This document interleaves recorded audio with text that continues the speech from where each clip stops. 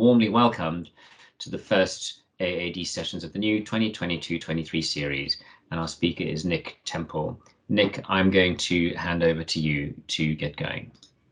Thanks a lot, Matthew. Thank you. Okay, yeah, welcome everyone, and thank you very much for coming to this first, as Matthew said, first of the AAD sessions for this academic year. My lecture that I'm going to be giving this evening really stems from a kind of a new project, a relatively new project, which I've been engaged in over the past year or so. And it forms the basis of a collaborative project, which also forms the basis of a research grant application, which I recently submitted to the Leverhulme Trust. That project actually is called the Modernity's Estrangement from Nature. So this really forms a part, I guess, of that project, although it's going to be looking at a series of relationships, and the title probably needs some clarification. When I talk about the enigma of nature, is the question of its ambiguity throughout history, or rather its changing modes of meaning and referencing, certainly in the Western world, and what bearing that actually had on the beginnings of globalization during the period which we call the Age of Discovery. So it's the context of this that I'll be focusing on a number of important relationships, as I'll describe in the lecture. This essentially, the project's going to be the investigation is going to be looking at the influence of Chinese culture of nature and Aboriginal culture in the early modern world, two very, very different civilizations, but nevertheless actually posing some really interesting questions about modernity, the emergence of modernity, and the question of the meaning of nature.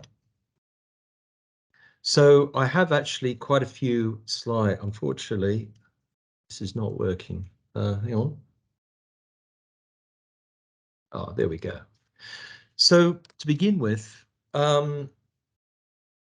we have before us a kind of identification of in a couple of references to what I describe as a decisive shift in perceptions of nature, broadly from the ancient world to the period which really forms the focus of this investigation. There really wasn't a word for nature in ancient Greek culture and ancient Greek society. Probably the nearest word term that was used is the word physis, which basically means essentially modes of becoming or growing. And the world of nature, at least as it was broadly understood in ancient Greece, was permeated by mind. In other words, it was in possession of some innate intelligence. And this went for everything that was associated with the natural world, which explains the regularity and orderliness of the natural world in ancient Greek society. Aristotle distinguished between physis and techne, between, and I quote, constitution and origin of complexes arising from themselves in various degrees of independence, and the mostly human-made production of objects that do not have their origin in themselves, but lie outside them. Now, in the early modern perspective, which I'm going to be essentially looking at the 17th and 18th centuries, this period of the Age of Discovery, the Age of Enlightenment, nature begins to emerge as a machine. And I use the word machine in a very loose way, not necessarily in the way we would understand it in the contemporary world, rather than an organism, vis-a-vis an arrangement of bodily parts designed and assembled for a specific purpose by an intelligent mind outside itself. This is a reference from Collingwood's very famous study of nature, The Idea of Nature, published many years ago. So how on earth do we understand this idea of the early modern view of nature? Well, I'm going to be looking at just as a kind of, I guess, a convenient reference here to this issue of the automata. The automata essentially is a construction of moving elements believed to possess a life of its own, form part of the Kunstkammer. The Kunstkammer, of course, is literally translated as art room in the early modern world, which really was a kind of programmatic display of art and various oddities in the households of wealthy, the aristocrats, developed at a time when, and as Horst Brenderkamp describes, and I quote, the continuing law of antiquity and the cult of the machine. And this occurred and coalesced. So these two elements, the law of antiquity and the cult of the machine, somehow converged during this period. Here, the question of movement, which was central to understanding of nature, even in the ancient world, as well as in the modern world, or the emerging modern world, is implicit in figurative sculpture. And here we see transposed into the mechanical parts of automata, that whilst man-made, it was still endowed, or it's still believed to be endowed with God's handiwork. So they weren't purely human constructs in the way we would understand, let's say, a computer. So here we see the conflation between the discovery of nature, classical erudition, and technical innovation. So the idea of the automata and the idea that this machine is constructed by human hands, but it ultimately transcends human intervention as being something deeply mystical. We have to remember that automata really originated even in antiquity. So even though we don't see them as necessarily modern inventions, but they have a much older history. And that tradition, that latent tradition of the automata continued throughout the early modern period. So that's the kind of background which I'm trying to establish in terms of the emerging modern understanding of the natural world or of nature. Now, importantly, to get a sense of what this meant in the beginning of modernity, I think a critical point actually in our investigation really is Galileo's trial. And we all know about the trial that took place under the Inquisition in 1633. It's the stuff of legend, of course, the stuff of poetry and plays and dramas. And I'm just going to quote here a very important reference to how the actual trial itself unfolded. And this is what Galileo actually said to the inquisitors. He said, "My kingdom is not of this world." In other words, the kingdom as a scientist that he explored, the world is not within the jurisdiction of this court. He said nature, according to Galileo, summons, or according to Galileo, summons nature becomes that of mechanics and its competencies. We no longer refer to anything but knowledge's expert testimony. In other words, it's outside the remit of the courts of the church, certainly. Thus it is that we know, but can no longer decide in the end, science, which alone is competent, is left holding the field and the earth. Nature, in this context, the implication of Galileo's court trial is that nature becomes closed down. And so Galileo is the first, essentially, as Michel Serres describes in the Natural Contract, he says that Galileo is the first to put a fence around the terrain of nature, saying that this belongs exclusively to science, not to religion, not at least in its traditional sense. This is the implication of Galileo's trial, and the one that's become the basis of numerous interpretations since this actually took place.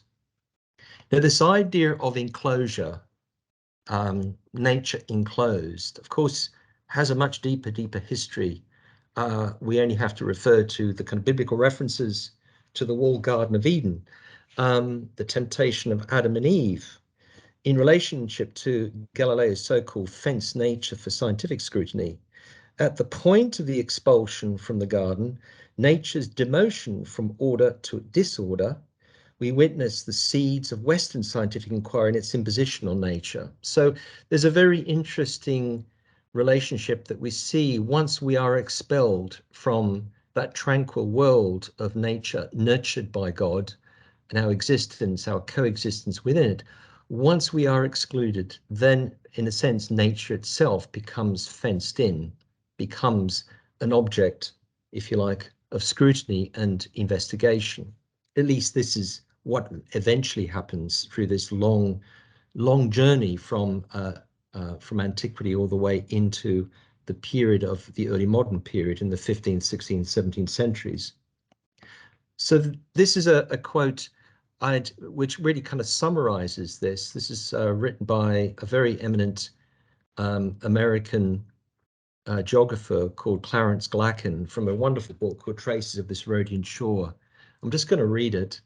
He said, Adam was placed in the Garden of Eden to till it and keep it. Is there not here a hint that man is a caretaker of nature, that nature may be man's garden? When Eve yielded to the persuasions of the serpent with irrevocable effects on Adam, Eve, and the serpent, the Lord said to Adam, cursed is the ground because of you. Hence, toil will be needed for holding on to life. The story of the fall became important to the Christian idea of nature because it is the source of the belief widely held through the 17th century that the fall of man caused disorder in nature and a decline in its powers. So here we see a kind of a critical change that actually happens in this perception of nature. And when we look at the 17th century, we can see this really manifesting itself in a number of really interesting developments. And I referred here to the work of the Jesuits, particularly important in this regard. This is a very famous print of a museum in Rome at the Collegio Romano, which was if you like, the international headquarters of the Jesuits, where the Jesuits were trained as missionaries to all parts of the world. And in this museum, which was essentially conceived by the great German polymath called Athanasius Kircher, he brought together all the specimens of nature and culture. So the idea that this becomes a kind of veritable ark to salvage, to rescue the natural world and the cultural artifacts that lie within it in different parts of the world. So here we have an enormous kind of collection of exquisite and exotic statues and skeletons, flora and fauna, objects of intrigue, alongside, of course, these miniature obelisks. Kircher was fascinated by language and the interrelationship between language and nature you'll see described later in this presentation. So this connection becomes very, very important. So the notion of salvaging, collecting becomes a key part of the whole kind of process of nature's disorder being reordered by human agency.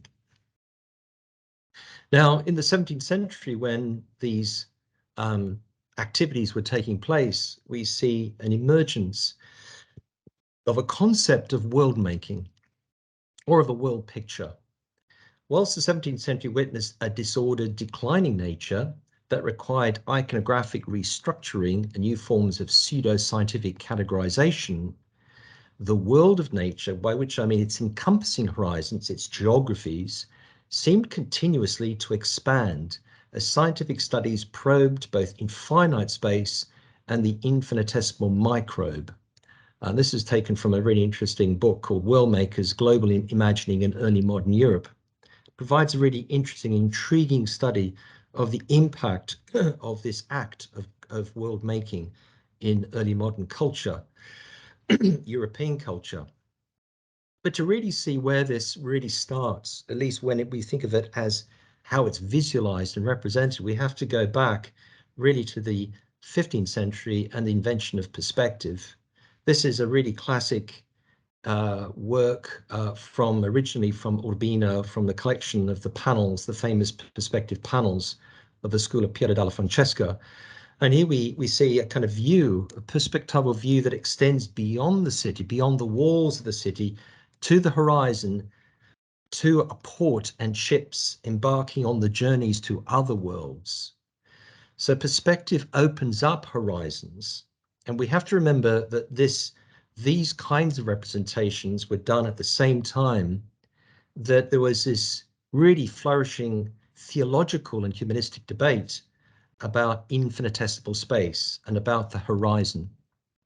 So the world begins to be opened up quite literally, and perspective becomes one of the principal agents of making sense of that, of these new horizons, not just as a way of pictorializing it, but actually psychologically envisioning this idea of another world that can be portrayed at distance.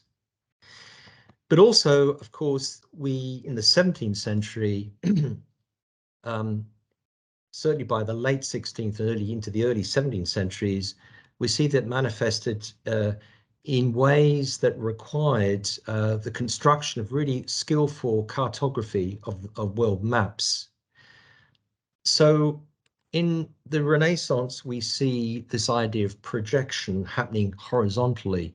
So perspective becomes a way of essentially gridding the floor and imagining that my vision can essentially encapsulate this idea of a distant horizon and other worlds. By the time we get to the 17th century, we see that perspective tilting vertically and looking up to the infinitesimal heavens and looking down on the map of the world. So the world itself becomes this kind of strange projection of terrain, of landmass, and making sense of this through, of course, the discoveries that were unfolding, taking place through the activities of the Portuguese, the Spanish, of course, the Americas, later the English, the British or the English discoveries, the Dutch, and of course the Swedish. So all these different European countries had a hand in widening the scope of the world, the globe, into these representations of the different kind of continents of the world.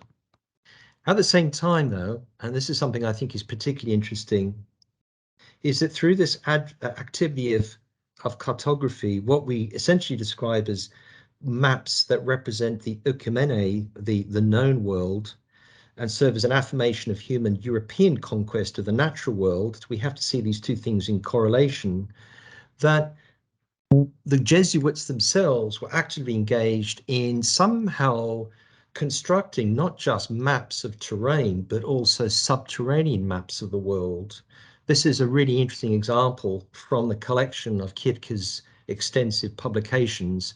He was actually based in Rome. He never left the base of the Collegio Romano when he arrived there from the German states, but he was a receiver of huge amounts of documentation, if you like, data from the Jesuit missioners all around the world, as far away as Mexico, Madagascar, and China. And this material was then brought to the Collegio Romano, and he transcribed this material and use it as the basis of this extensive collection of publications. This one is a really interesting one. It's a study of the underground channels of the world. He was very interested in the underground world, the subterranean world.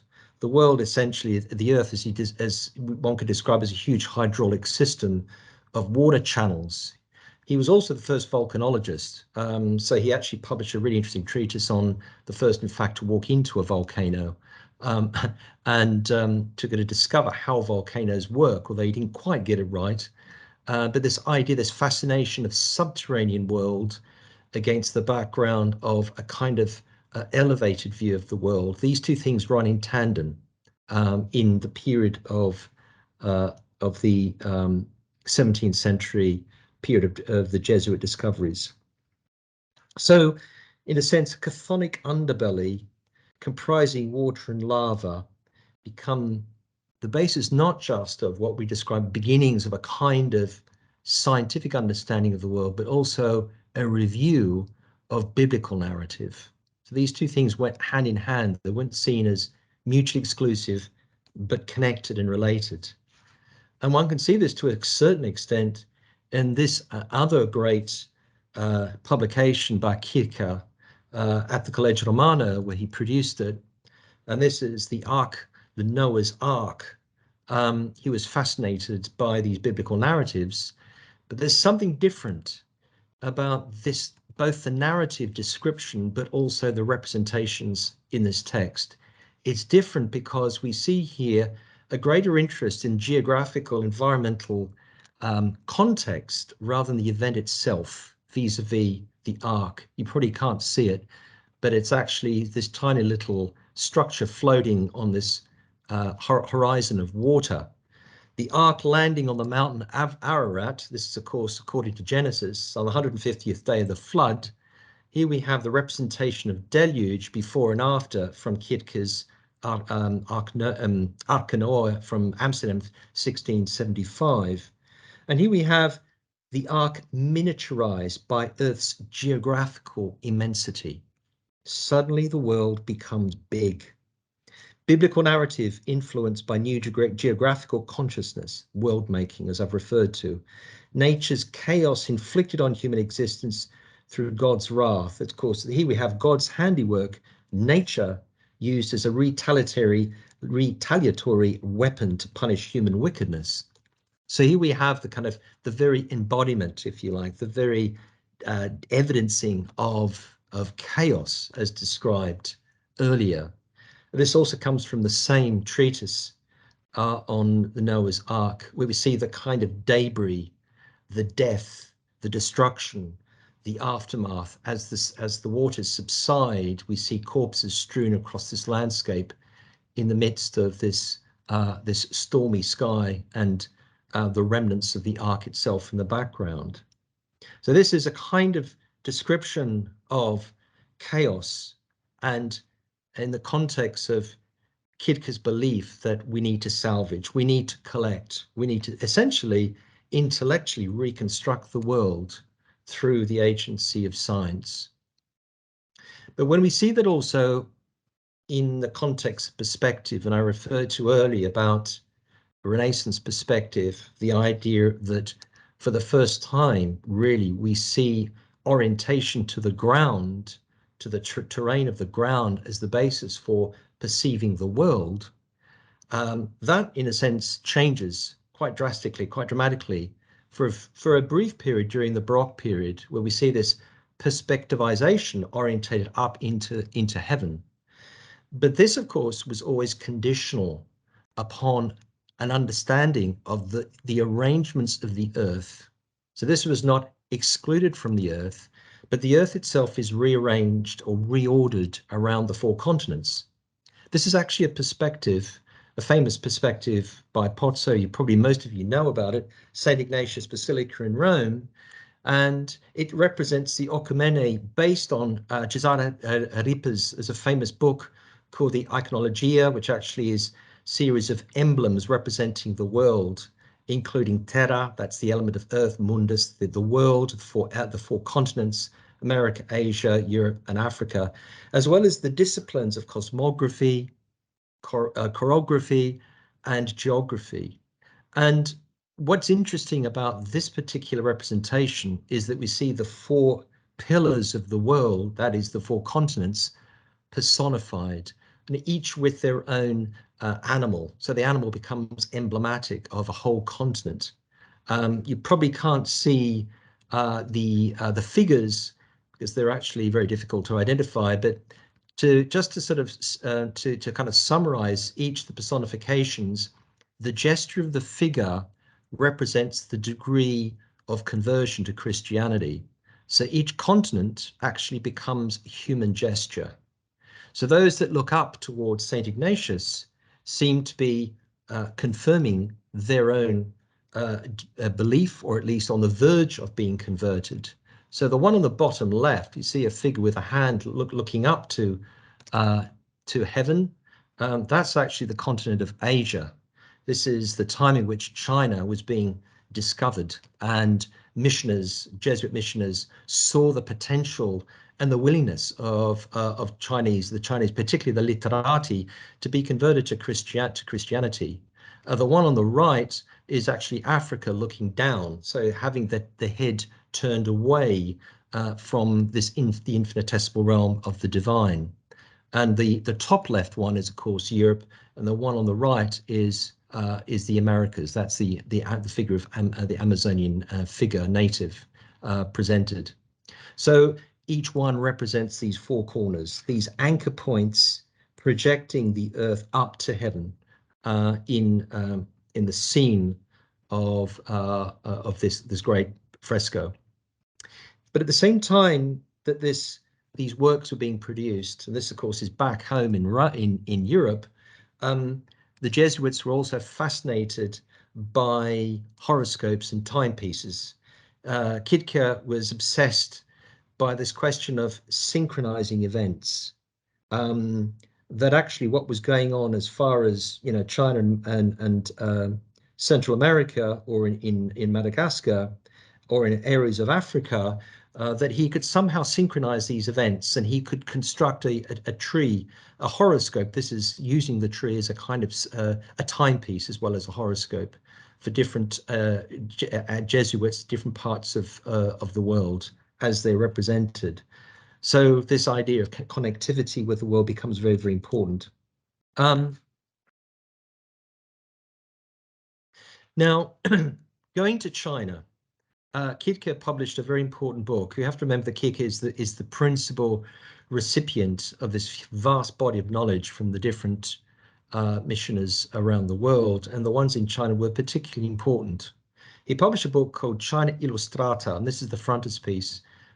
This was published in 1667, and you can see a very interesting image here. We see a map of China essentially paraded as a kind of religious icon, being held up by missioners, one of course in the dress of Chinese literato on the left, so being presented as somehow part of the Chinese culture, and the importance that this presents geography as taking on a kind of iconic representation or quasi-religious connotation is really interesting and intriguing.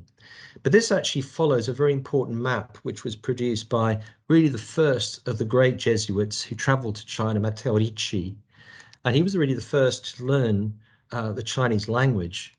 But he was also the first to produce this quite amazing map, slightly a bit small, unfortunately, I do apologize, right at the end of the 16th century. And here it's an unusual map because it shows China as being the center of the world, not Europe. So you see actually the world divided. On the left, you see the continent of Africa, and on the right, you actually see the Americas. And then Europe is tucked to one side, so you don't even see Europe. It's kind of somewhere tucked on the corner, but actually the dividing line at the top essentially passes through China.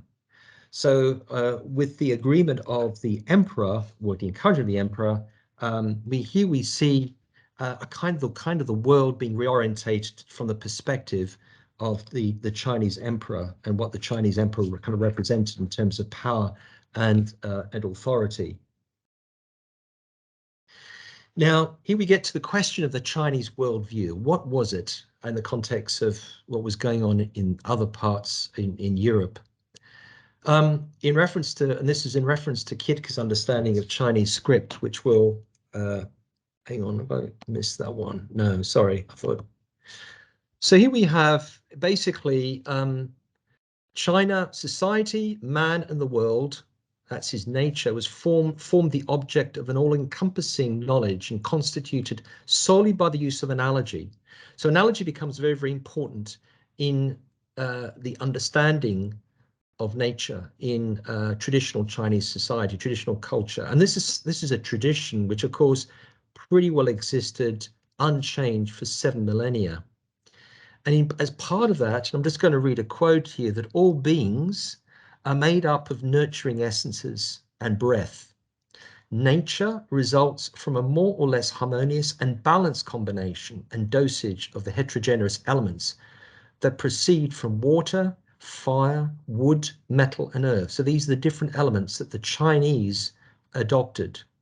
All beings and non-beings, including humans, comprise immeasurable multiplication of the elemental parts that make up the world. In other words, humans are not entities, but we are ourselves constituent parts, multiple parts that actually comprise the world. And this is repeat and successive interlocking situations. So this idea of what Descola describes, Philippe Descola in the famous book Beyond Nature and Culture, he describes as an analogical ontology. So this idea of being as being as being a kind of analogical process of interconnectivity is really what underpinned Chinese views of the natural world. And in a sense, we can see elements of this, not just in the treatment of gardens, which of course of which China is famous for, but even in architecture. Think the image on the left is a print which shows a carpenter's square using the 10 auspicious units measured, which are used to give luck to the client. So building a house, if these measurements are used correctly, then it actually gives auspicious. It's an auspicious unit, and it gives hope to the dweller.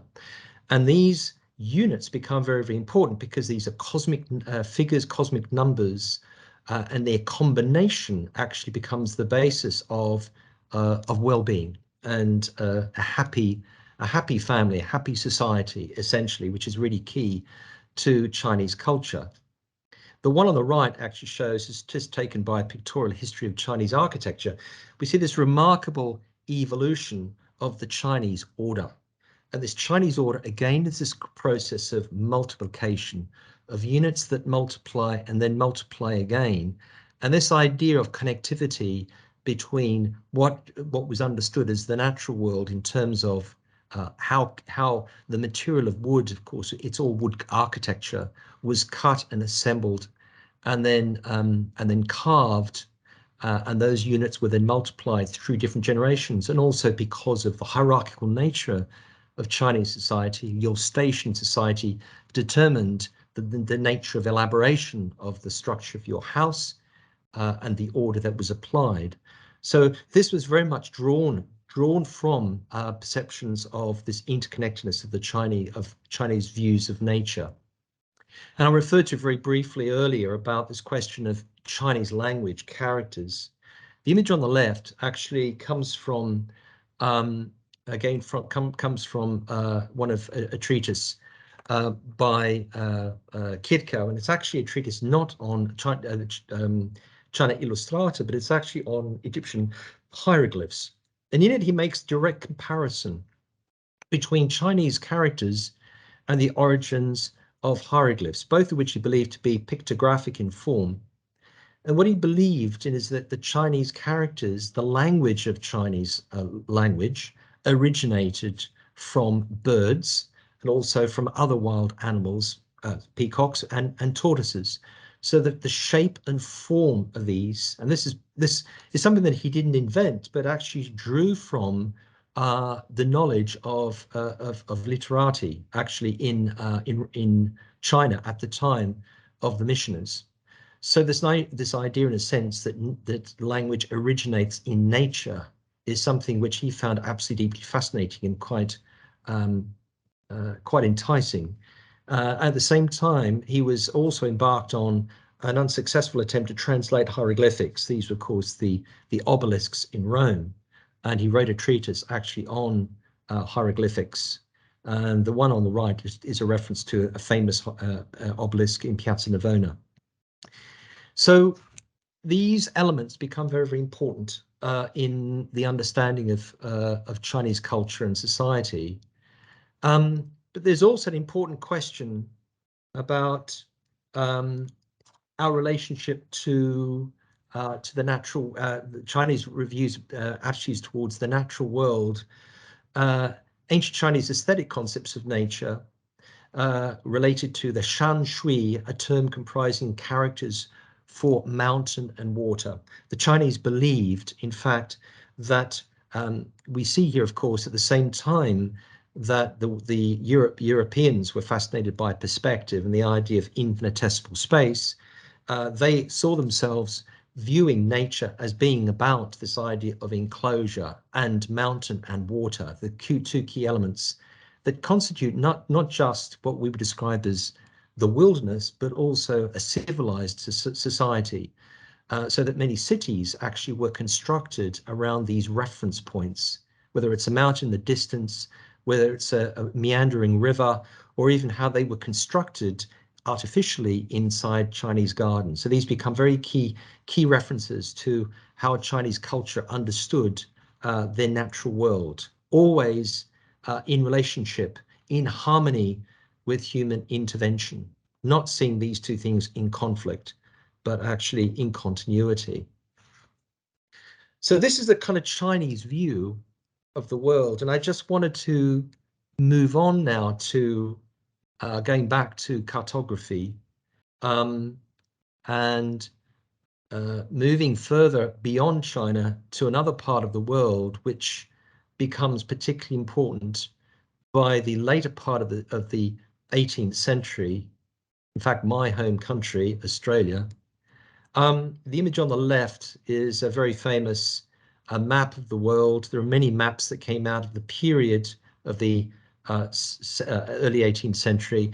And what I just wanted to show you here is in this famous map, again from Amsterdam, which had one of the famous printing houses, is that we look at Australia, which is that kind of blob on the bottom left. You can see an enlarged other map which shows it, and it's kind of tentatively hanging off Southeast Asia. So it's a kind of a landmass which seems kind of ambiguously connected, but its east coast, of course, was never properly navigated. So it's this kind of strange wobbly line along the east coast of Australia, but nevertheless connected to what was believed to be a single landmass, what is today, of course, understood to be Papua New Guinea and Southeast Asia.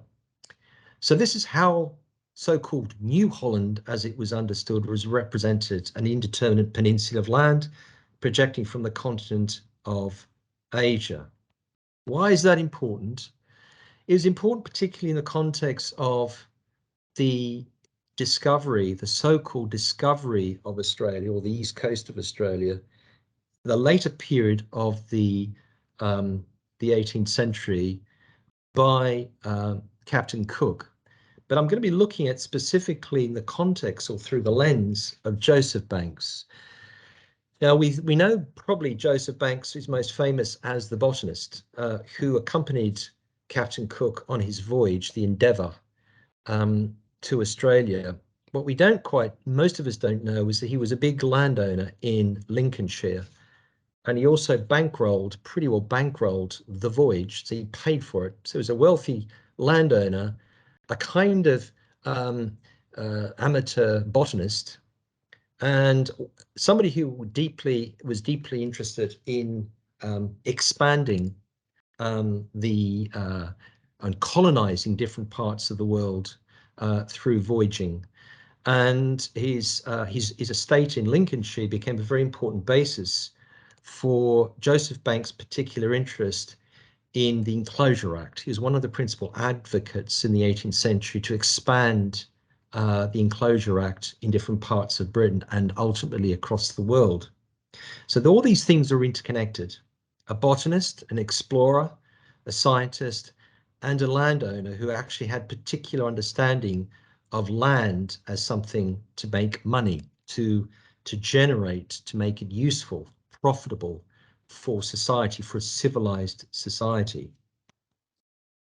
And I'm going to look at this in the context of his notebooks, his collections, and the vast collections of specimens.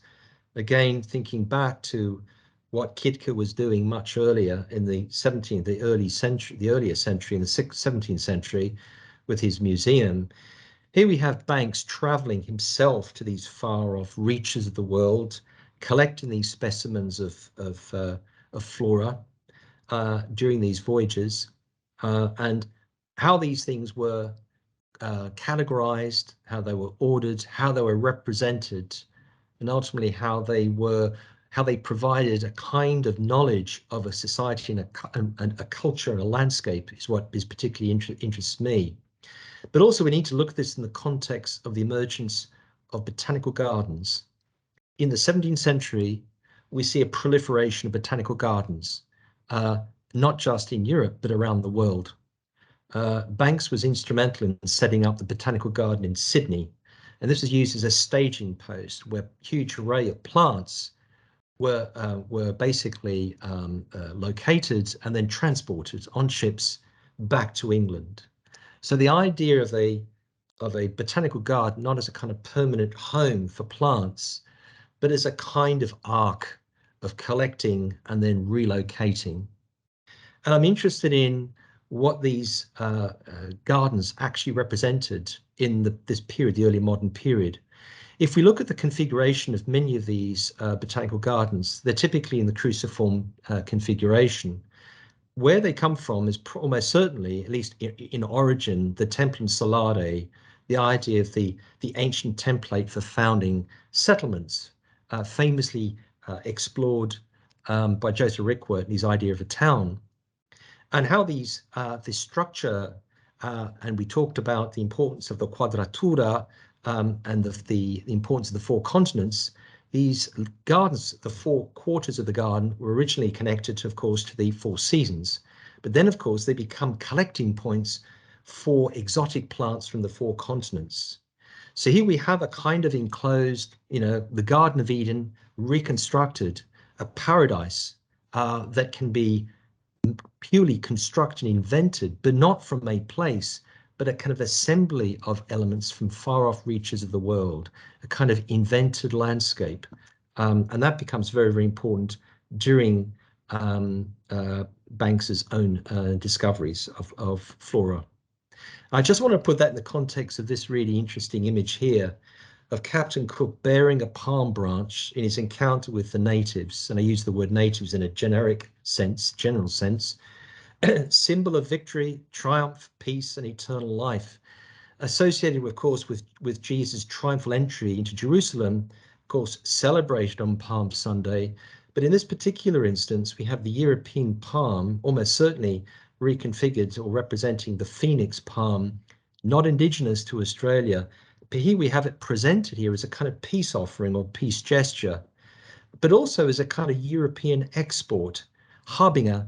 And in a way, one can interpret this as a harbinger of Banks's own extraction of Australian flora back to Europe. So this idea of plants essentially as mobile artifacts, rather like the curiosities of religious icons and so forth. Now, going back to this issue of the Enclosure Act, this is particularly important. The Enclosure Act, of course, was an invention, broadly invention of England, started in the 15th century, and one that really proliferated and developed significantly right up into the 19th century. This is a map, actually, of enclosures of common land that actually happened during the early part of the the early part of the 19th century. So this is at the end, what we describe the end period of Banks's activities in Lincolnshire. And this just shows you, it's a map of Lincoln showing you these enclosures and how they were constructed. Land which was extracted for previously common land, privatized and basically used for production, for productive use, agricultural use. The image on the top right is just taken from a publication about enclosure surveys being done to enact the Enclosure Act. So why is the Enclosure Act important in the context of Australia, in the context of this question of nature, the enigma of nature? This is a quote that comes from, it's part of a poem by a very famous English poet called John Clare, and it's called The Tragedy of the Enclosures. And the excerpt is actually from this particular poem, part of the poem called The Moors. I'm just going to read it because I think it resonates so much with what was taking place at this time. He says, "Unbounded freedom ruled the wandering scene, nor fence of ownership crept in between to hide the prospect of the following eye. Its only bondage was the circling sky. One mighty flat, undwarfed by bush and tree, spread its faint shadow of immensity, and lost itself, which seemed to eke its bounds in the blue mist the horizon's edge surrounds." So this idea of kind of unenclosed space is here we see him kind of mourning the loss of this idea of common ground, open to the horizon and actually open to the surrounding natural elements. And this mourning becomes very, very important, of course, particularly important in romantic poetry that we see actually proliferating around the same time as Clare's poetry. Now, when we look at this in the context of of the Endeavour explorations. This is actually an Italian print of Cook's voyages, published in 1776. It's not long after the voyage. The Mare del Sud, Nuove Scoperte, so this is the new discoveries. And you can just about make out the redefinition of the clarification of the navigation of the east coast of Australia. And you've got the red line, the squiggly red line, which actually shows how he traveled across the Pacific, in between the North and South Islands of New Zealand, and then up the coast of Australia. So he kind of misses out on Tasmania, but then forges his way up the east coast of Australia, finally getting up to the area, of course, of Papua New Guinea, and of course where he reconnects, of course, with Dirk Hartog's early discovery in the 17th century to discover the island continent of Australia. Now, what's interesting about this particular voyage, and one that has resonance for me, is that when we probe his own chart, we discover something quite intriguing. This is a chart of part of that east coast. So I've tipped this thing up on its side, so we're looking at it horizontally, broadly, and it shows his survey of the east coast of New South Wales from Point Hicks to Blackhead, terms you may not be familiar with. So Captain James Cook's Endeavour voyage, this was April 1770. It's in his log, it's recorded, shows very clear delineation of the east coast of Australia. And you can see a couple of key topographical, geographical features highlighted and names being given. And these are not names that pre-existed, he's naming them. He's actually, in a sense, naming as a mode of possession is really important here. When we look at it in detail, we see something emerging on the horizon. Now, this is one of the earliest drawings of the coastline of Australia. He never actually docked here, never stopped here. He bypassed this part called Cape Dromedary, as he describes it. Dromedary, of course, refers to the humps of a camel. And he observed this, and actually in his log, Captain Cook describes the longitude and latitude, the precise position where these hills or small mountains come into view. And he describes this, he identifies this with a certain amount of fascination about what exactly is this landscape. So he comes quite close to the coastline and explores it before he then eventually stops further north at beyond Bateman's Bay. Now, why this is important. It's an area I know well. I was brought up here as a young child. Dromedary Mountain was originally called the Gulaga, the Mother Mountain. And the Aborigines saw it as a kind of sacred mountain. You can see the high mountain on the left, and then you've got a low little outcrop on the right. And these are the two mountains that Captain Cook actually recorded and named the dromedaries. Now, in the course of his journey, he came quite close to this coastline, and the area that we see in the front, which is was called Wallaga Lake. It's actually an Aboriginal term, Wallaga Lake. So a series of these lake estuaries, that saltwater lakes that ebb in and out of the landscape, coming right up quite close to these two mountains, or small mountains. And in the foreground, we see another kind of strange rocky outcrop, which is ironically also is called Camel Rock. So Camel Rock, and then you have the dromedaries in the background. So this was actually a later naming of the rock formation of settlers. Now, what's interesting about this landscape is that it was occupied by the Yuin tribe. This is a 19th century photograph of the Yuin elder chieftain. It comes from a book of very early photographs recording the nature of this particular coastline. And the Yuin tribe are very well known in Australia. They had a very rich dialect. In fact, their oral cultures, they had a number of different dialects, which are now being recorded and understood, but also that they have particular understanding through their own culture about Cook, about the Endeavour, and about how they saw their relationship, their culture in relationship to this alien journey of a European along the coastline, which they would have seen quite clearly from their terrain. And in particular, what's interesting is that on the hilltop of the dromedary, Mother Mountain, was a series of these phallic stones.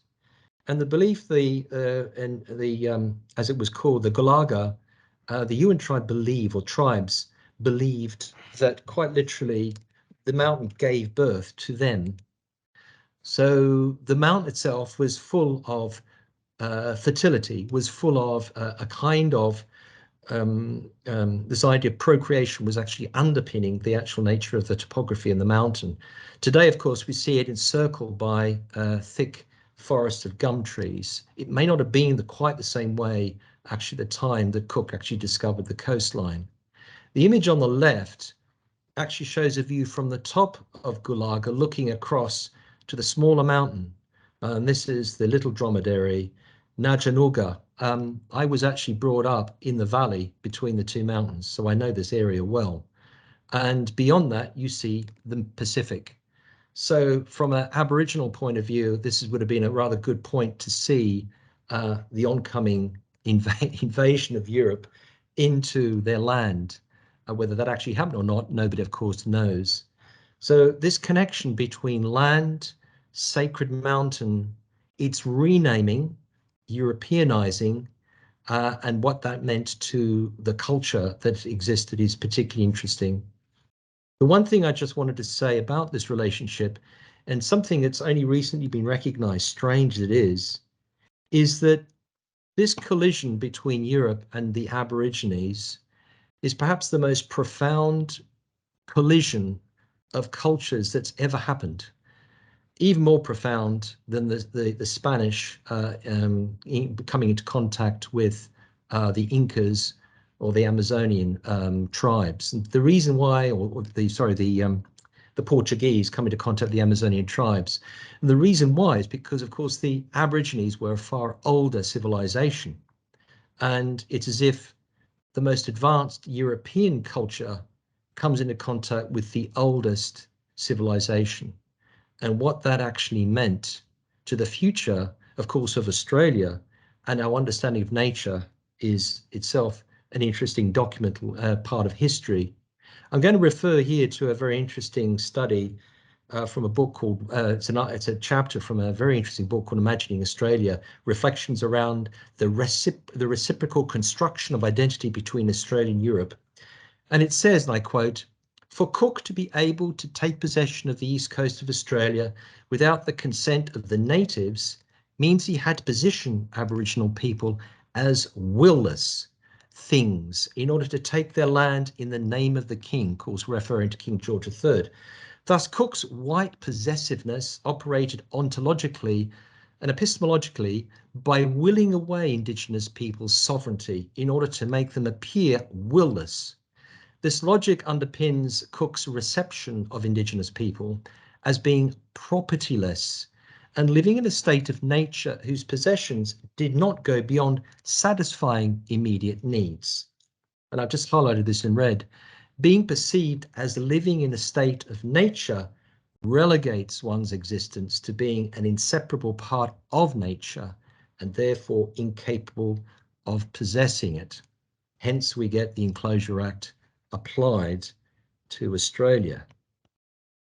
And so we see here in the course of Banks's observations, close observations of the coast of Australia, one of the things that he recorded in his own notes was the forests. He was fascinated by Australian forests. One of the things that intrigued him was the kind of distance between trees, which seemed rather different from the rather dense forests that he was accustomed to in the European context. And he kind of thought this was absolutely ideal for as natural landscape, where you could cultivate, bring in sheep, cattle. It could be productive, and of course it could be easily cleared for open fields. So he saw something very ideal, very convenient in the nature of the landscape that could be readily exploited.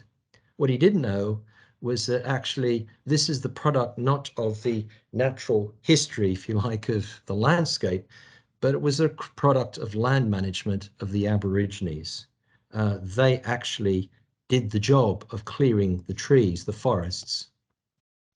As colonial powers expanded their control over new islands and new continents, total extraction was their immediate instinct. However, as much as colonizers shaped the places they set foot, these places shaped them in return. Challenging the Eurocentric worldviews, of course, that happens a bit later. Toward the end of the 18th century, for example, the links between deforestation and dwindling water supply on island colonies was common knowledge. Tropical forestry was not only about the discovery of new plants and trees, as we see, of course, in the context of people like Banks, when you see him traveling in other parts of the Mediterranean, sorry, other parts of the Pacific. It was also about the development of a more nuanced approach to territorial management. So that's kind of interesting point, but it's particularly interesting when we see it in recent research written by and publishing these two, particularly these two books, award-winning books in Australia. The one on the right, called Dark Emu by Bruce Pascoe. Bruce Pascoe is actually a member of the Yuin tribe, and he's also a famous poet and writer. And he wrote this thing about the understanding of agriculture. And he's basically arguing that the Aborigines invented agriculture. You know, it's not something that happened somewhere in the far off reaches of the Middle East, but the Australian Aborigines far predate that. And they were very effective managers of land, but of course, a land which was the size of one single island continent without really any visible boundaries. Tribes mixed.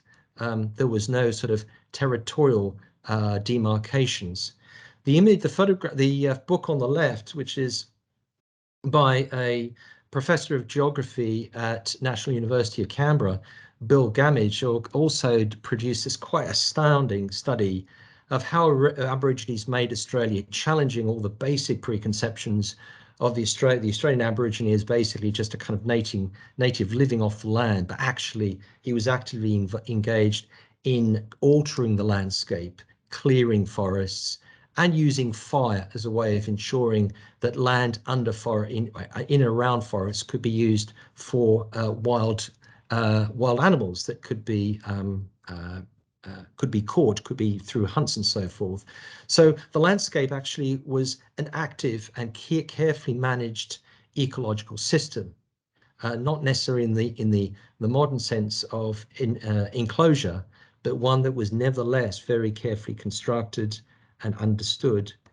And we need to see this in the context of the fires in Australia in 2019 and 2020. This is an image of Kangaroo Island, which is often described as Australia's Noah's Ark, virtually wiped out by fire, describing as the apocalypse. And one of the things that's particularly interesting is that the Aboriginal communities of Australia pinned the blame not just on climate change, but on the incompetence of the government, and in fact of white Australians not knowing that forests require management and land clearance, in parts local land clearance, to reduce the likelihood of the spread of fire. So here we have, very late in the day, Australians learning from the oldest civilization on the planet about how to manage forests in the modern or in the 21st century. Now, when we see this historically, it's important. This is a map of Wallaga Lake, an area I know well, and you can see this is from the 19th century, and you can see suddenly enclosures appearing. These were land for later for farms. In the earlier period, it was for logging, as I'll describe in a minute, and how this became particularly important cultivation for sheep and for cattle. And these were, of course, new settlers. The one big problem with southern New South Wales was transportation. And most of the transportation didn't actually happen by road, but happened by sea. So they actually had to use effectively retracing Captain Cook's own route up the coast to transport materials and livestock. And one particular, this is plot 237 on the map. And this is a place I know well because these are family friends of mine, and that's sitting on a veranda looking down. You can just see on the top image Wallaga Lake, or the end of Wallaga Lake, right on the edge and on the left, on the bottom image, you see the edge of big dromedary and the landscape. This particular image has resonance for me. This was actually July, beginning of August 2019, during the worst drought in Australia's history. The ground is arid grey, it is brown, just before it basically ignites into the worst forests of the worst fires in history.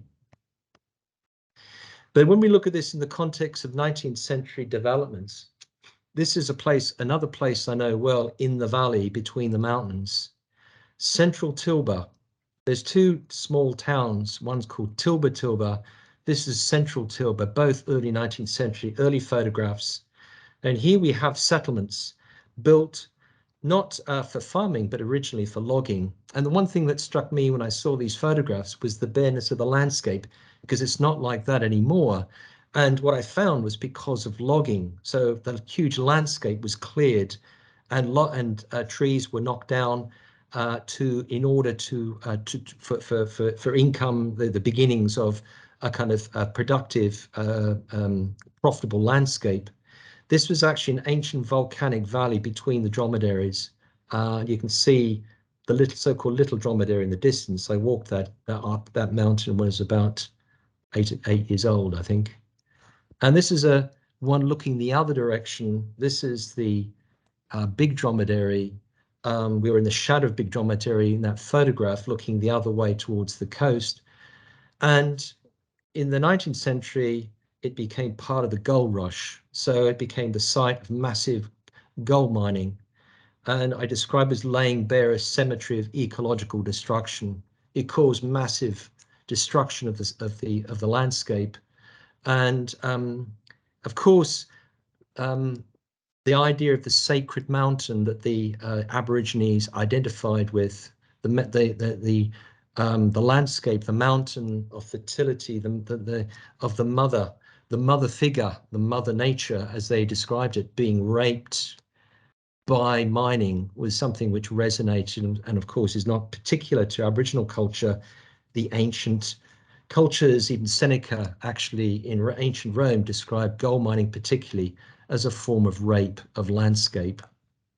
So here we have these rapid changes within the space of less than a century in terms of changes to the landscape. And I just wanted to conclude this troubling, I guess, presentation, going back to Michel Serres' reference to Galileo's trial, because there's something about the interrelationships between Chinese culture, this ancient culture, believing or understanding nature and the human world as somehow interconnected and interdependent, and the idea that there must be a certain kind of balance.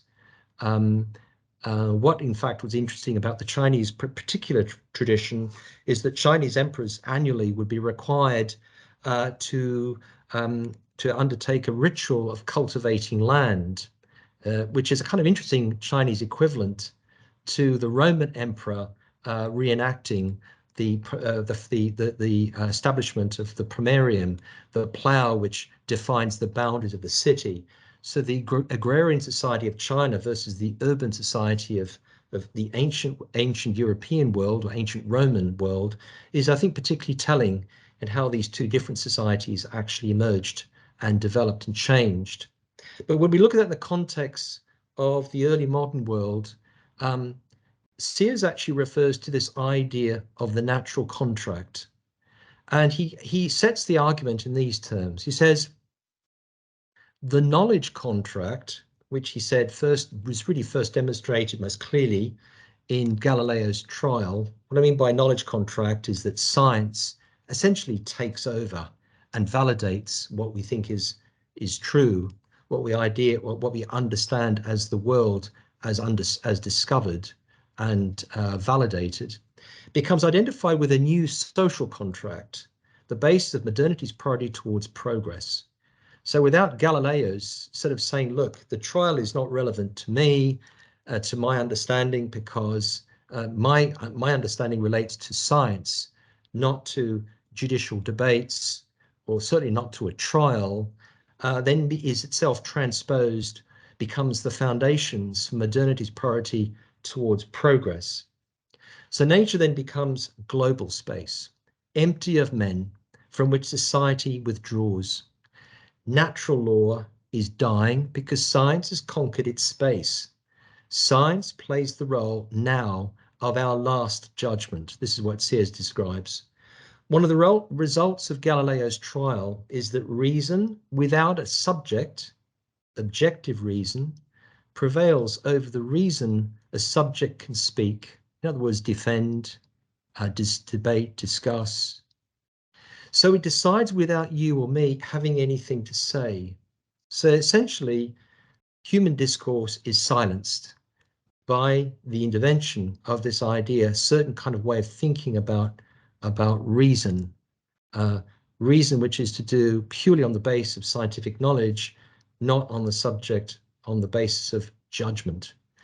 What Sears actually describes here is that he sees today, even though this particular book, Natural Contract, wasn't written until not recently, it was in the mid-1990s, but he said today, for the first time, we are witnessing a reverse of this silencing. The judgment is coming back to our understanding and concern for the future of the planet, and why we need to look at this from a historical perspective, as I've tried to articulate in this lecture. Thank you.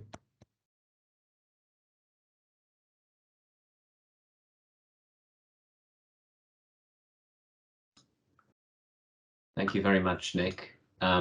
So a lot to take in there. I'm going to, in fact, suggest that you stop sharing your screen, and we can certainly move to questions.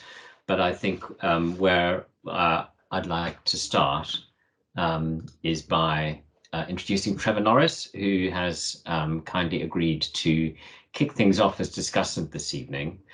Trevor is our course leader in English literature and creative writing at London Metropolitan University, and that's within the School of Art, Architecture and Design.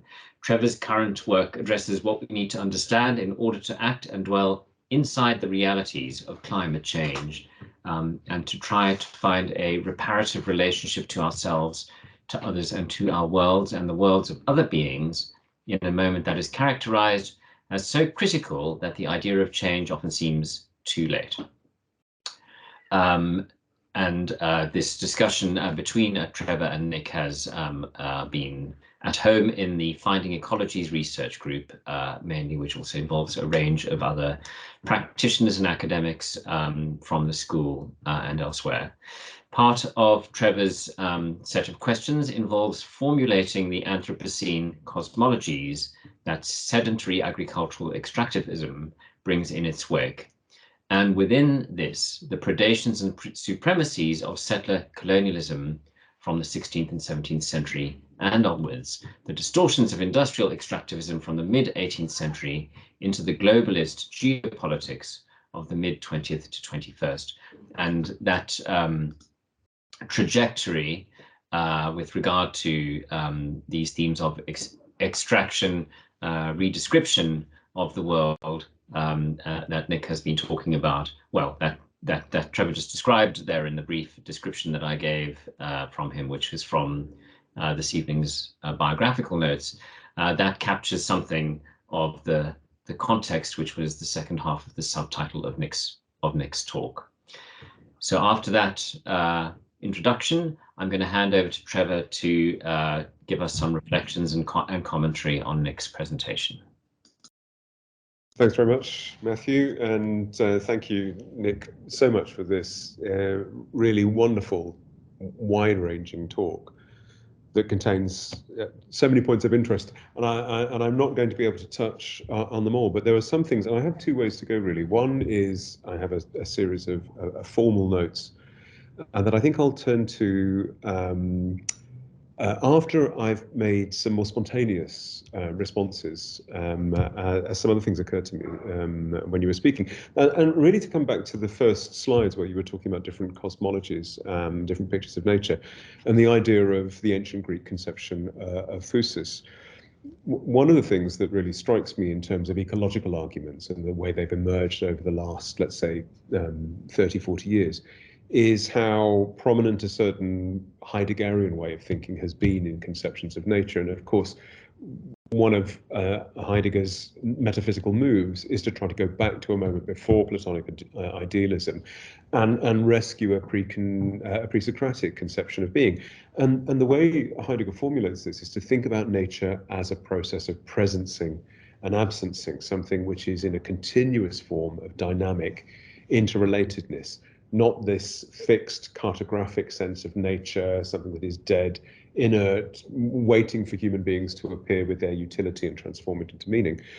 And so as you were talking about this Heideggerian idea of physis and the mobility of nature occurred to me a number of times.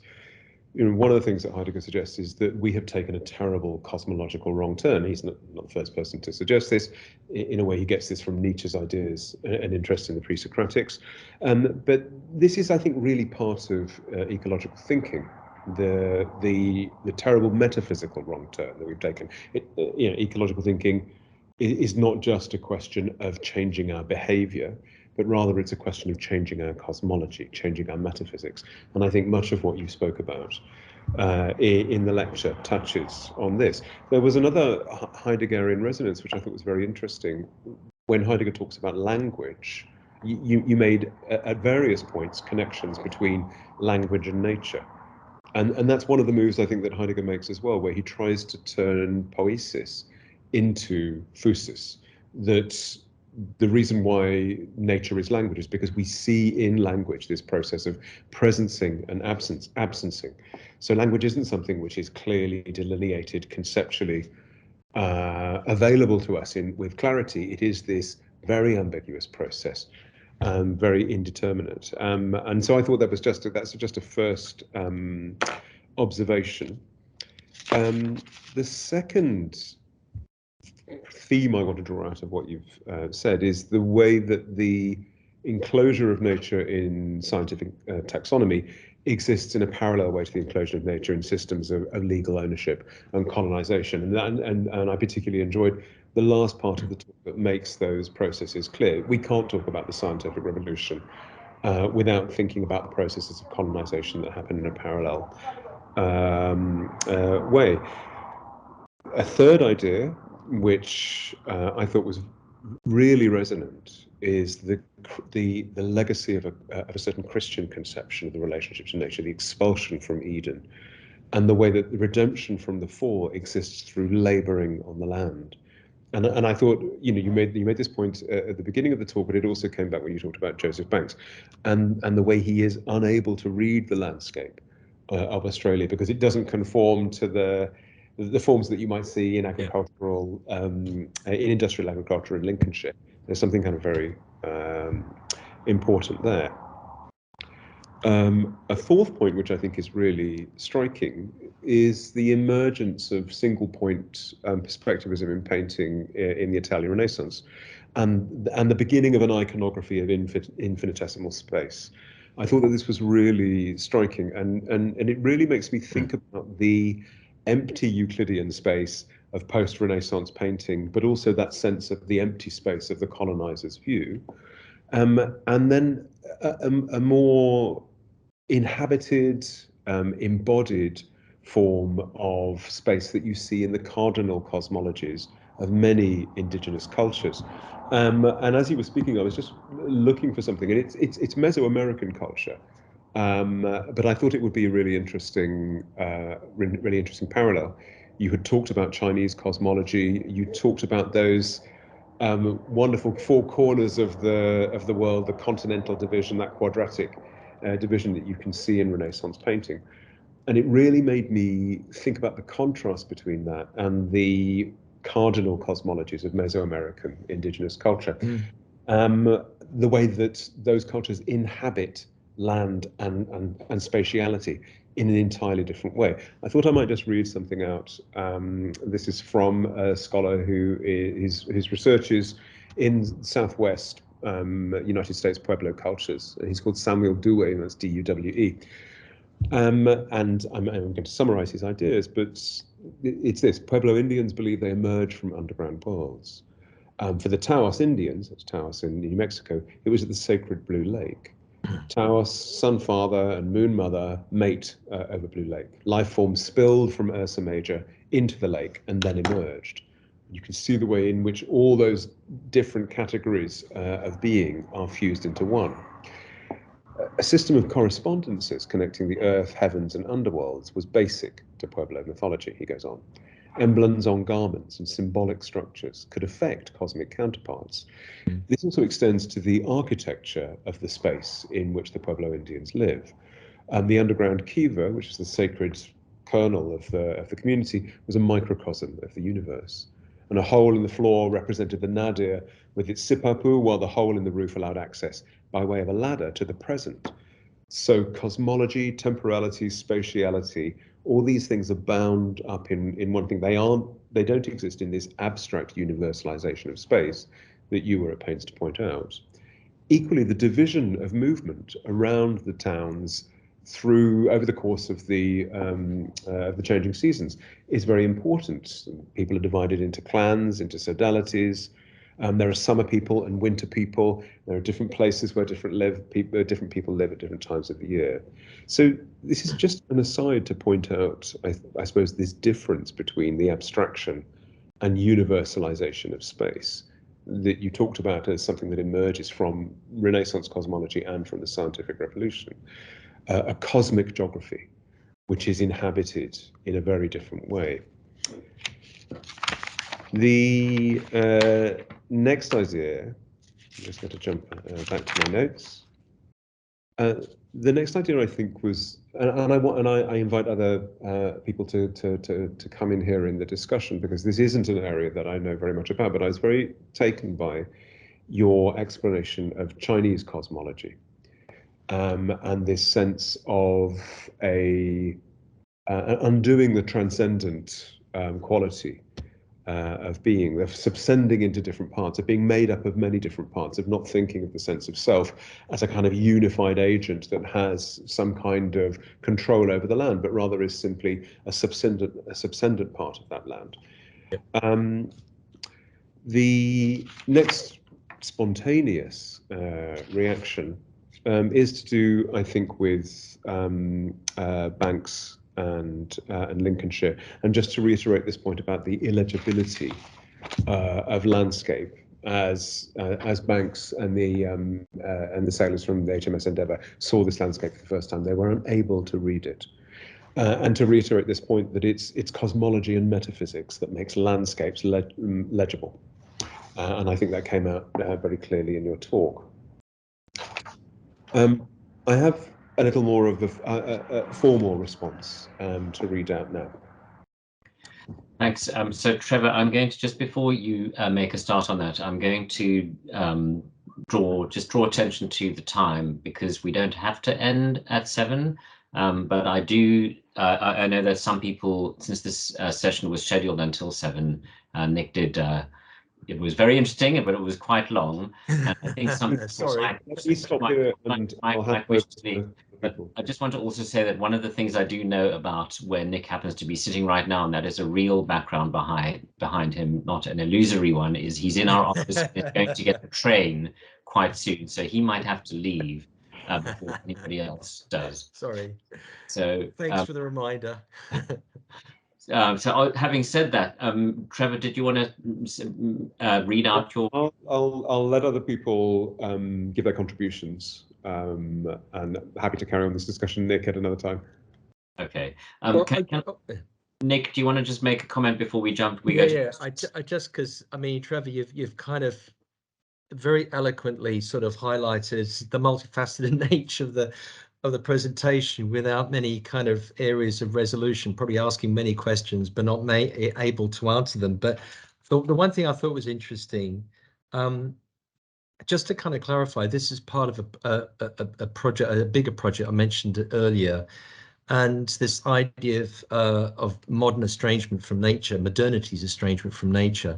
You know, there are lots of kind of ecologists and philosophers today who kind of question, first of all, the existence of nature per se, that it's just a hindrance to our understanding of proper ecological thinking. But I think more acutely or more problematically perhaps is that ecology is a modern phenomenon.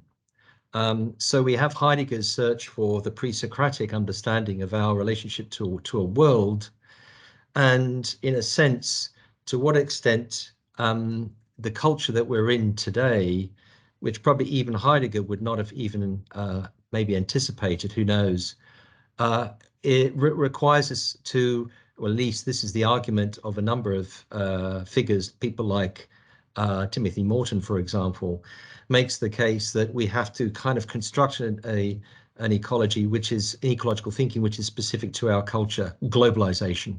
Of course, that's rather different from the pre-Socratic world. And also even to the point that ecology needs to be engaged with artificial intelligence, which sounds a very strange kind of idea. But the idea in a sense is that we are so immersed in a particular kind of world of technology and the world that actually surrounds us, and our understanding of a world that has become truly globalized in all its different facets requires even the very nature of ecology to be reconsidered. And that's what I think is particularly, I mean, I'm an architectural historian. I mean, I'm fascinated by history, but I'm confronting this question time and time again when I read the texts of recent publications that actually try to make sense of this problem.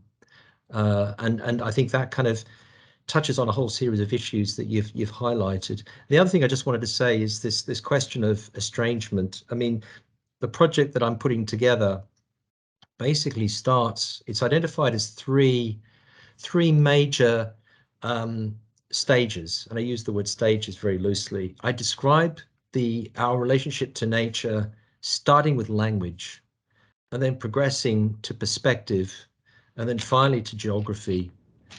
So I talk about language and the importance that language has in terms of our situatedness in space and time, and how that actually it changes over time through the development of cities, and ultimately the creation of a kind of visual horizon, which we see, of course, portrayed particularly in the period of Renaissance humanism. And the way, in fact, that language itself becomes the contributory factor to perspective. So perspective is not something that's something other than language, but language actually, or a way of thinking about language, is the vehicle for visualizing the world. That's important. That's really fundamental. The persuasiveness of language, the rhetoric of language, becomes the basis of ekphrasis in Della Pittura, in Alberti's Della Pittura, the idea of narrative, describing a picture persuasively. Could be a historic event, could be a biblical event. And how that then, of course, without perspective, we would never get this idea of world making. World making actually is conditional upon the development of perspective. So I can see this really interesting correlation, this trajectory, and they're not kind of neatly separated. They're completely overlapping, but it becomes particularly interesting when we're confronted by the problems, the disorientated difficulties and challenges of the world that then just opens up to European perspectives, and the way in which it becomes the basis of a kind of scientific interpretation, if you like, that excludes, of course, anything to do with the religious traditions that existed in earlier times. So so I think your point, the questions you're raising are really fundamental to this project. But actually, it's a huge and very diverse set of issues, as you've highlighted. Yeah. And just to come back very quickly, yes, that final slide, the Michel Serres slide, where you talk about the evacuation of the moral and juridical from the space of nature, I thought that was a really, and that speaks to your point that you just made. Yeah. Thanks, Nick. Thanks, Trevor. I'm going to invite Christian to ask a question, comment. Oh yeah, really enjoyed both Nick, your talk, and Trevor, your comments. I thought they were really, really interesting. I'm going to sort of throw a little another bit into it, which is St. Augustine, because what I think is interesting is, I think I'm going to start with a little bit roundabout and try and tie it all together. But Voltaire becomes really concerned with the discovery of China. The discovery of China begins to be one of his most, because the idea of progress begins to be questioned in the European tradition by the discovery of a hugely complex thing. And this relationship between progress is then highlighted amongst some other contemporaries as a difference between the idea of progress and the Christian idea of providence, which moves towards a sort of a telos, but doesn't have the same idea of resolution. It doesn't have the same understanding. For example, St. Augustine doesn't believe that earthly history and heavenly history have any association at all, except in what he calls a peregrinatio, a pilgrimage towards, in the same way that you were talking about nature becoming.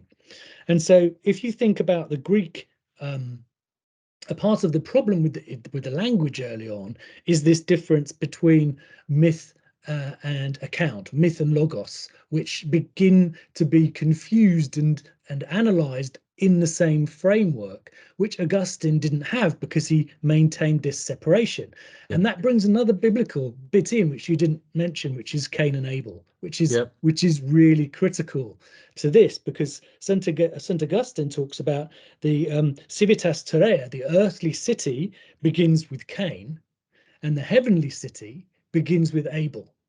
And that challenge, that relationship between those two, is a part of the dialectic within which he understands both history and space or place within both Europe and the world. So I wonder if Augustine had been on Cook's ship, whether we'd have had quite the same problem or the same effect, because the sort of nature of questioning of what I would call perhaps more of a cosmological understanding rather than astronomical one is key. But what's just my final point, which is quite interesting, is of course Bruce Chatwin brings back the very notion of Cain and Abel into his description of the songlines with the Aboriginal understanding of landscape as being articulated through language. So rather than saying potentially that although Cook maybe did describe and think about the Aboriginals as being within nature, when they traded for the land, they traded in terms that only they understood, because the songs were, in a sense, their relationship to the landscape. The songs were their understanding. So, and because they linked, for example, waterholes together in the way that they moved around the landscape, it was the only way that you could inhabit the land safely and within the culture was by understanding the song. So if you didn't get the song when you traded with beads, you didn't own the land. So in a sense, what you had was not necessarily, you had two, you could argue that the Aboriginals were also looking at Cook as being a fool, giving them these things when he didn't ask for the song. There's a sort of a strange balance that we can look at this thing as a power relation in a very European way, but actually let's give credit back the other way as well. They owned the land and they had ways of articulating that ownership, which is through walking, like Augustine, through the peregrinations, through the pilgrimage, through the landscape. So I think there's a really interesting set of themes there, which I think we could argue that Christianity isn't necessarily a part of that particular problem that you're looking at. It's the way Christianity was interpreted, particularly, from periods since the Renaissance onwards. Yeah, absolutely. I mean, yeah, I think the songlines is a really good reference point, and the Cain and Abel reference is actually particularly interesting. I mean, I would have thought what would have been interesting is, yeah, I mean, imagining St. Augustine on the voyage of the Endeavour. The other one I was thinking would be really interesting, which is probably slightly closer to the period, although not so close, is Nicholas Cusanos, who of course did the famous voyage when he tried to organize the Council in Ferrara and later in Florence, and his discovery of the horizon infinitesimal space, and this idea actually, which was absolutely central to the development of perspective. So I think there is a really interesting, the peregrinatio is actually a really good reference, and it's particularly, I think it's particularly interesting when we think of the understanding, European understanding of the Australian landscape. When they first discover it, the one word that keeps coming up time and time again, sounds slightly bizarre, it's not paradise, it's park. So the belief basically that because the landscape looked so manicured, at least from the European perspective, they describe it as a kind of paradisical park. And in a way, I mean, in a sense, this question of paradise really does become so deeply ingrained, and it's not just particular to the Cook in navigation and discovery of Australia, but we see this time and time again with other colonizers, the belief that this other world actually is the embodiment of a kind of untouched world, untouched landscape, and that somehow, but one that is ripe for exploitation. So it's both this kind of strange ambiguity, a certain reverence for the landscape, but also the idea that this is a resource to be exploited, particularly in the 18th century. So yeah, I think that the peregrinatio is a really good notion of the concept of a kind of mental pilgrimage, if you like, to this landscape and its relationship to Aboriginal culture. I'm not in any way dismissing Christianity per se. It's just the way in which it was used as a reference point for justifying, of course, huge Western exploitations of European exploitations of parts of the world, of course, the Spanish and not least the Portuguese. Thanks, Nick. I see we still have quite a few members of the audience here. I just want to ask before we go back to Trevor and Nick for final words, if any other members of the audience have questions or would like to make a comment. I see a few familiar names in the guests, but if not, Trevor, I know that you had a couple more things to say, so I'm going to hand back to you and then for Nick to close.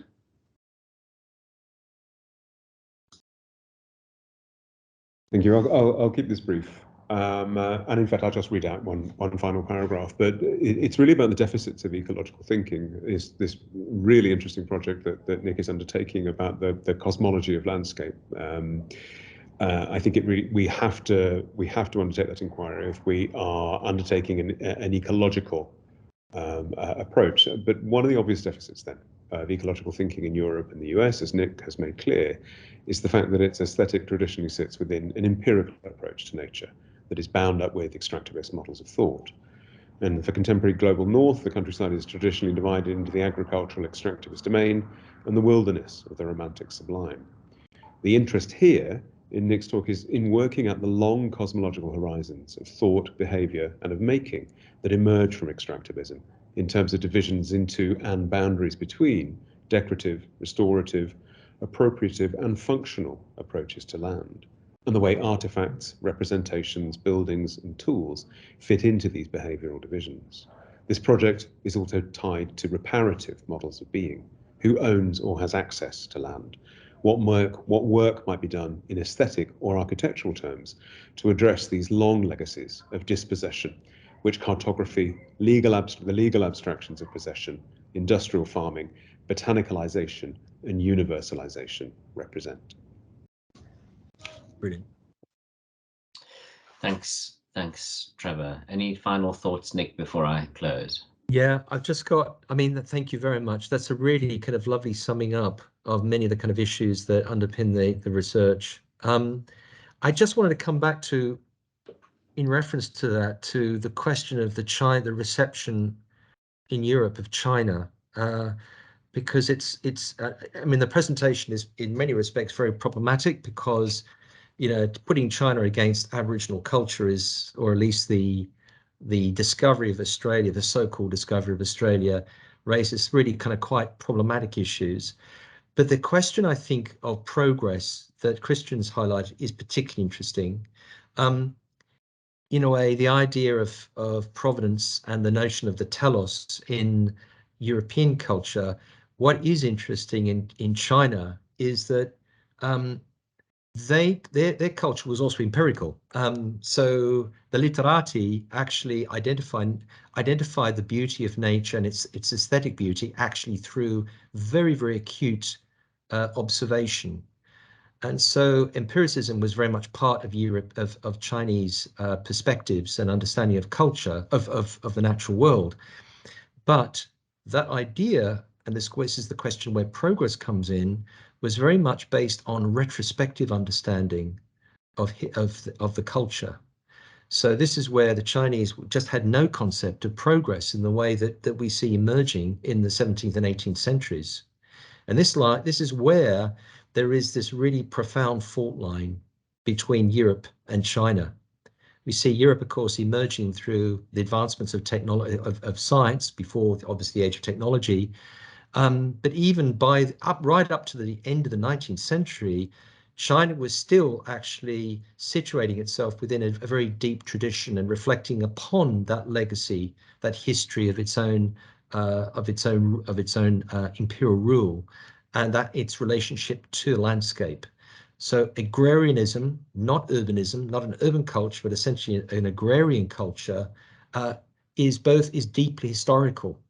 Whereas in the European tradition, we see broadly a kind of emergence of an urban culture, which is about the obsession about the future, not so much about the past, and how these two things actually represent these two kinds of facets, if you like, of perceptions of nature in many respects. Thank you very much for that, Nick. Okay, so I'm going to close this evening's AAD sessions. I'm afraid I don't have the next date in front of me for the next AAD sessions, but the listings are on their way to being shared on the Cube and Creature website. What I do have is details of the next event that we are, the first event of the season that we're delivering in the series for the Living Memory of Cities. And I will just put that in the chat right now. It's a lecture on the 12th of October by Moisen Mostafavi, and it is available to book on Eventbrite. So if you wish to join us for that, please get the link on the chat. And the new season for the whole of the series, sorry, for the 2022-23 sessions in that season of that series are going to be available via the Cube website in the coming weeks. So thank you very much all for coming, and thank you very much, Nick, for the presentation, and Trevor for your response. Good night. Thank you very much, Trevor. And thanks, Matthew, for chairing it. Really appreciate it. Thanks a lot. Fantastic. Thank you. Bye-bye. Bye, everyone. Bye-bye. Bye-bye. Bye, Christian.